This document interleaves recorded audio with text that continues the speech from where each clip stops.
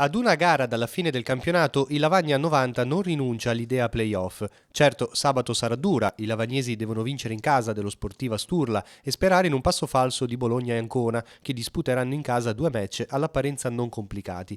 E se Lavagna 90 e Ancona finissero a pari punti, passerebbero i marchigiani avvantaggiati dagli scontri diretti. Tuttavia è stato un campionato ottimo per gli uomini di Andrea Martini. La società quest'anno ha puntato sui giovani. All'inizio della stagione non era affatto scontato raggiungere i 42 punti in classifica. Determinanti le sconfitte di Padova e Ancona, ma gioco e grinta non sono mai mancate. Negli ultimi 10 anni, secondo gli esperti di pallanuoto, soltanto una volta una squadra che ha raggiunto i 45 punti non è riuscita ad accedere ai playoff, segno che è alto il valore di chi oggi sta davanti: Camogli, Torino e Bologna. Tornando al match di sabato nella piscina del Parco Tigullio, gli atleti di Mister Martini hanno dato tutto di fronte ad un Como agguerrito e desideroso di tirarsi fuori dalla zona play-out. Una partita difficile vinta dal Lavagna 90 13-7.